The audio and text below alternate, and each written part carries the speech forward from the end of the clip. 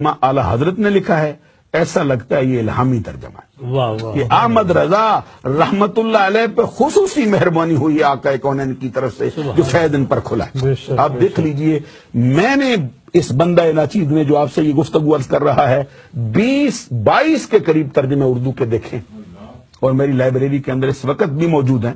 تو میں نے اگر اللہ تبارک و تعالیٰ کی شان کے بارے میں بھی ترجمے دیکھیں تو جو شخص توحید کا پرستار ہو، توحید کا چاہنے والا ہو، وہ ان ترجموں کو دیکھ کر لاہور پڑھنے کے لیے تیار ہو جائے۔ اللہ، میں نام نہیں لیتا، شاید یہ ہماری گفتگو کے اس طرح جو ہے وہ پسند نہ کیا جائے، صرف اتنا عرض کرتا ہوں، یہ سورہ بقرہ کے آغاز میں دیکھ لیجیے، اللہ یستہزئ بہم، اس کا ترجمہ جو کیا گیا ہے، ایک نے کیا اللہ تعالیٰ ٹھٹھا کرتا ہے، دوسرے نے کہا اللہ ان سے مذاق کرتا ہے، تیسرے نے کہا اللہ ان سے ہنسی کرتا ہے، تیسرے نے کہا اللہ ان سے مخول کرتا ہے، تیسرے نے کہا اللہ ان کو بناتا ہے۔ اب آپ اندازہ لگائیے، ٹھٹھا کرنا اللہ کی شان کے لائق، مذاق کرنا اللہ کی شان کے لائق، ارے یہ ہنسی کرنا اللہ کی شان کے لائق، کسی کو بنا جانا اللہ کی شان کے لائق، مخول کرنا اللہ کی شان کے لائق۔ اور پھر ان کی اردو کا حال بھی دیکھ لیجیے۔ اللہ تبارک و تعالیٰ قرآن مجید میں 2-4 مسائل آپ کی خدمت میں عرض کروں۔ حضرت موسیٰ کلیم اللہ اپنی قوم سے کہتے ہیں وَإِذْ قَالَ مُوسَىٰ لِقَوْمِهِ إِنَّ اللَّهَ يَأْمُرُكُمْ أَن تَذْبَحُوا بَقَرَةً۔ یاد کیجئے جب موسیٰ علیہ السلام نے اپنی قوم سے کہا اللہ تمہیں حکم دیتا ہے گائے ذبح کرو، اس کے جواب میں قوم نے کہا أَتَتَّخِذُنَا هُزُوًا، اے موسیٰ علیہ السلام کہیں آپ ہم سے مذاق تو نہیں کر رہے، کہیں آپ ہم سے ٹھٹھا تو نہیں کر رہے، کہیں آپ ہم سے ہنسی تو نہیں کر رہے۔ آگے سے اللہ کا نبی بولتا ہے تو کیا کہتے ہیں اعوذ باللہ ان نکون من الجاہلین، میں ٹھٹھا کرنے سے اللہ کی پناہ چاہتا ہوں، میں ٹھٹھا کرنے سے، ہنسی کرنے سے، مخول کرنے سے، مذاق کرنے سے اللہ کی پناہ چاہتا ہوں، کہیں میں جاہلوں میں سے نہ ہو جاؤں۔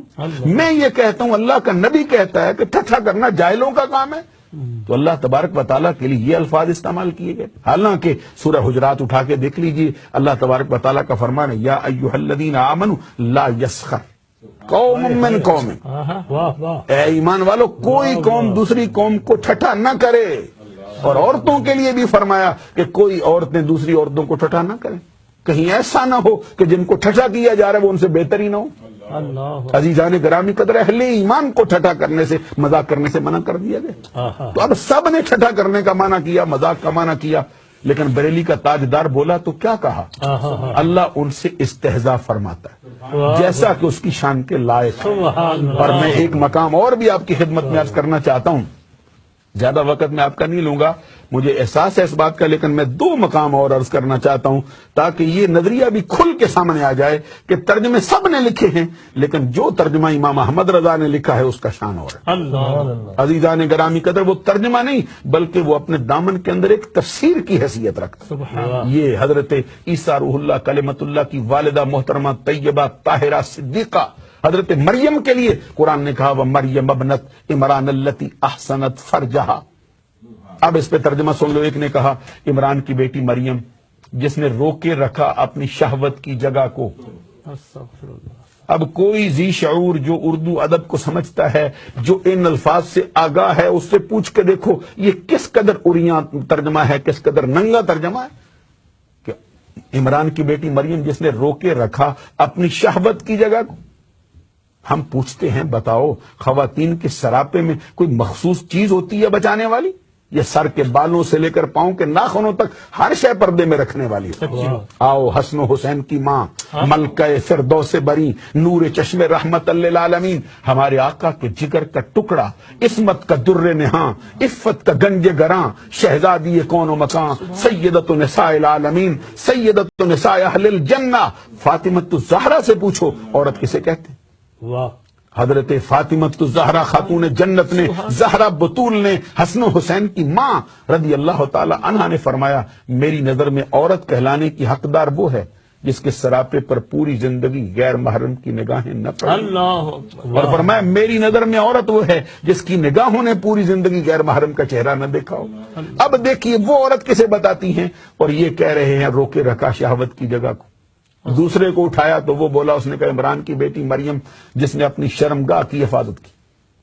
کوئی شرمگاہ بتا رہا ہے، کوئی شہوت کی جگہ بتا رہا ہے۔ وقت ہوتا تو میں حضرت مریم کا تذکرہ ضرور کر جاتا اس مقام پر، یہ جو حضرت عیسیٰ روح اللہ کلمۃ اللہ نے ان پر لگنے والے اعتراضات کا رد کیا اور ماں کی گود میں کہا تھا انی عبد اللہ آتانی الکتاب وجعلنی نبیا وجعلنی مبارکا اینما کنت واوصانی بالصلاۃ والزکاۃ ما دمت حیا۔ حضرت عیسیٰ روح اللہ کلمۃ اللہ کی والدہ کے لیے جب یہ الفاظ کہے گئے تو پھر بریلی کا تاجدار بولا ہے اور کوئی نہیں بولا، سبحان اللہ، نقی علی خان کا لخت جگر بولا ہے اور کوئی نہیں بولا۔ سبحان اللہ۔ انہوں نے فرمایا آؤ ہم بتاتے ہیں اس کا معنی کیا ہوگا۔ سبحان پھر وہ معنی کر کے کہہ گئے، فرمایا عمران کی پاکیزہ بیٹی مریم جس نے اپنی پارسائی کی حفاظت کی، سبحان اللہ، سبحان عمران اللہ، کی پاکیزہ بیٹی مریم جس نے اپنی پارسائی کی حفاظت سبحان کی۔ اللہ۔ اور میرا دل چاہتا ہے میں شعر پڑھوں جو پہلے مولانا صدیقی صاحب نے پڑھے ہیں۔ جی جی جی، شرک تھا جب ناز کرنا احمد مختار پر، جی۔ نکتہ چیں تھے لوگ علم سید ابرار پر، ہر ولی ہر غوث کو بے دست و پا سمجھا گیا، یا رسول اللہ کہنے پر بھی تھا فتویٰ شرک کا، کفر پر ایک دن مشیت کو جلال آ ہی گیا، آخر میرے آقا کی محبت کا سوال آ ہی گیا، ہاں صورت تسکین کی نکلی دل سیماب سے، آخر ایک کرن پھوٹی چرخ پر مہتاب سے، اس کرن کو اہل دین احمد رضا کہنے لگے، اللہ۔ امت ختم الرسل کا ناخدا۔ سبحان اللہ، عزیزان گرامی قدر وعدہ کیا تھا، ایک آیت اور بتانا چاہتا ہوں، جی جی، یہ قرآن مجید میں سورہ فتح کا پہلا حصہ اٹھا کے دیکھ لیجئے، انا فتحنا لک فتحا مبینا لیغفر لک اللہ ما تقدم من ذنبک وما تاخر۔ اس کا ترجمہ عام ترجمہ کرنے والوں نے یہ کیا، اے نبی ہم نے تیرے لیے کھلی فتح کو کھول دیا اور تیرے گناہ جو تو نے پہلے کیے وہ بھی بخشے اور جو تو بعد میں کرے گا وہ بھی بخشے۔ استغفر اللہ، تو ہم نے کہا چلو استاد صاحب سے پوچھ لیتے ہیں، یہ تو شاگرد کہتا ہے۔ تو استاد بولا تو اس نے کہا اے نبی ہم نے تیرے لیے کھلی فتح کھولی اور تیری خطائیں جو تو نے پہلے کی وہ بھی بخشی، جو تو بعد میں کرے گا اس کو بھی بخشی۔ استغفر حالانکہ اہل اسلام کا نظریہ یہ ہے ان الانبیاء کلہم معصومون عن الخطاء عن الصغیرۃ والکبیرۃ من قبل النبوۃ وبعد النبوۃ۔ اللہ کے سارے نبی گناہوں سے پاک ہیں، چھوٹے گناہوں سے بھی پاک، بڑے گناہوں سے بھی پاک، اعلان نبوت سے پہلے بھی پاک، اعلان نبوت کے بعد بھی پاک۔ اب یہ کیا ترجمہ کیا جا رہا ہے؟ کوئی نبی کو گناہ گار کر رہا ہے، کوئی نبی کو خطا کار ٹھہرا رہا ہے۔ فتح مکہ کی خوشخبری کیا ملی ہے کہ نبی صلی اللہ علیہ وسلم کو خطا کار اور گناہ گار کہہ کے بلایا جا رہا ہے۔ ایسے موقع پر جب کوئی بولنے والا نہ تھا تو پھر نقی علی خان کا لخت جگر ہمارا امام احمد رضا بول رہا تھا اور بول کے فرمایا آؤ ہم ترجمہ کرتے ہیں، اور صرف عقیدت سے نہیں، صرف محبت سے نہیں، بلکہ سمجھ بوجھ کے کرتے ہیں اور بتاتے ہیں کہ لیغفر لک اللہ ما تقدم من ذنبک وما تاخر۔ جو لام یہاں پہ آیا ہے، لام ایک معنوں کے لیے استعمال نہیں ہوتا بلکہ لام عربی زبان میں 5 معنوں کے لیے آتا ہے۔ لام بہر اختصاص و عاقبت علت قسم زائدہ ان را مرادف بعد قول بے ریا۔ تو لام یہاں جو استعمال کیا گیا سببیت کے لیے ہے۔ اعلی حضرت ترجمہ کرتے فرماتے ہیں اے محبوب ہم نے تیرے لیے روشن فتح کو کھول دیا اور تیرے سبب سے تیری امت کے پہلے گناہ بھی بخشے، تیری امت کے بعد والے گناہ بھی۔ سبحان سبحان اللہ کہنے والی بات سبحان ہے۔ اللہ۔ عزیزان گرامی قدر اعلی حضرت، اور پھر اللہ تبارک و تعالیٰ تو خود فرما چکا والا سوف یؤتیک ربک فترضی، اے محبوب ان قریب آپ کا رب آپ کو اتنا دے گا کہ آپ اپنے رب سے راضی ہو جائیں۔ تو اس وقت پھر پوچھا تھا صحابہ کرام نے سرکار سے آقا بتائیے اپنے رب سے کیسے راضی ہوں گے؟ جواب میں آقا کونین صلی اللہ علیہ وسلم نے فرمایا میں اپنے رب سے اس وقت تک راضی نہیں ہوں گا جب تک کہ میری امت کا آخری فرد بھی دوزخ سے نکال کے جنت میں داخل نہ کیا۔ اسی پر اعلی حضرت امام احمد رضا نے کہا خدا کی رضا چاہتے ہیں دو عالم، خدا چاہتا ہے رضائے محمد، خدا کی رضا چاہتے ہیں دو عالم، خدا چاہتا ہے رضائے محمد۔ سبحان اللہ، دل میں